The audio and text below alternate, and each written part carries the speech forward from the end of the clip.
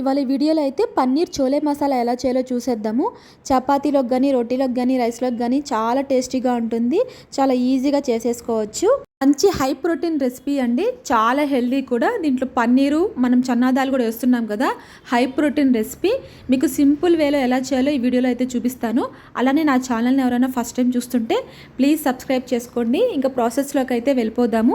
ముందుగా అయితే చన్నాదాలు ఒక నైట్ అంతా నానబెట్టుకోవాలి. ఇదైతే నేను నైట్ అంతా నానబెట్టుకున్నాను. దీన్ని మా సైడ్ అయితే బుడ్డ శనగలు అని కూడా అంటారండి. ఇలా నైట్ అంతా నానబెట్టుకున్న శనగల్ని ఒక కుక్కర్లో తీసుకొని తగినంత వాటర్ పోసి, అలానే ఉప్పు, పసుపు, ఒక బిర్యానీ ఆకు కూడా వేసి 3 విజిల్స్ వచ్చేంత వరకు అయితే మనము ఇది కుక్ చేసుకోవాలండి. ఈ ఉడికే లోపల అయితే మనము మసాలా కోసం అయితే ప్రిపేర్ చేసేసుకుందాము. దానికోసం అయితే ముందుగా ఒక మిక్సీ జార్ తీసుకోవాలి. అందులో సన్నగా తరిగిన ఆనియన్స్, అలానే తరిగిన టమాటో ముక్కల్ని కూడా వేసుకోవాలి. ఇందులోనే 4-5 వెల్లుల్లి రెబ్బలు, అలానే ఒక చిన్న సైజు అల్లం ముక్క కూడా వేసుకోవాలి. ఇక్కడ చూపిస్తున్న విధంగా అయితే వేసుకోండి. మసాలా దినుసులు, లవంగా, దాల్చిన చెక్క, సోంపు, కొంచెం నువ్వులు కూడా వేసి మెత్తని పేస్ట్ లాగా చేసి అయితే మనం పక్కన పెట్టేసుకుందాము. ఇప్పుడైతే పన్నీరు ఒక 300 గ్రామ్స్ పన్నీర్ తీసుకొని ఇక్కడ చూపిస్తున్న విధంగా అయితే చిన్న చిన్న క్యూబ్స్కి అయితే కట్ చేసుకోవాలండి. ఈ సైజులో కట్ చేసుకుంటే సరిపోతుంది. ఇప్పుడు ఈ పన్నీర్ ఫ్రై కోసము స్టవ్ పైన బాణాలు పెట్టి ఆయిల్ పోయాలి. ఇందులోని కొంచెం ఉప్పు, కారం, అలానే పసుపు కూడా వేసి ఇలా కట్ చేసి పెట్టుకున్న పన్నీర్ ముక్కలను వేసి ఇదంతా లైట్ కలర్ వచ్చేంత వరకు అయితే మనం ఫ్రై చేసుకోవాలండి. ఈ పన్నీర్ ఫ్రై చేసేటప్పుడు మనం స్టవ్ మంట అనేది మీడియం ఫ్లేమ్ మీద పెట్టే ఫ్రై చేసుకోవాలి. పన్నీర్ అనేది లైట్ గోల్డ్ కలర్ వస్తే సరిపోతుంది. ఎక్కువ ఫ్రై అయితే పన్నీర్ గట్టిగా అయిపోతుంది, అంత టేస్టీగా అయితే ఉండదు. ఇక్కడ చూపిస్తున్న విధంగా మీడియం ఫ్లేమ్ మీద చిన్న చిన్నగా మనము కలుపుతూ ఫ్రై చేసుకోవాలి. ఇలా చిన్నగా ఫ్రై చేస్తూ ఇక్కడ చూపిస్తున్న విధంగా అయితే ఫ్రై చేసుకోండి. చూస్తున్నారు కదా, మనకి లైట్ గోల్డ్ కలర్ అయితే వచ్చేసింది. ఇప్పుడైతే దీన్ని స్టవ్ ఆఫ్ చేసి పక్కన పెట్టేసుకుందాము. ఇప్పుడైతే కర్రీ కోసము స్టవ్ పైన ఒక బాణాలు పెట్టి ఆయిల్ పోయాలి.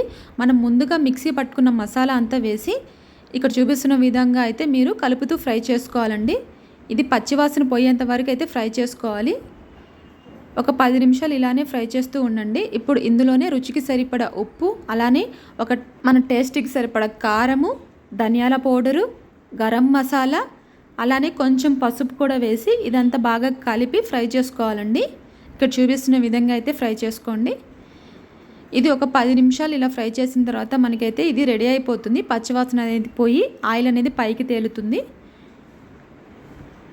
ఇలా చిన్నగా కలుపుతూ అయితే ఫ్రై చేసుకోండి.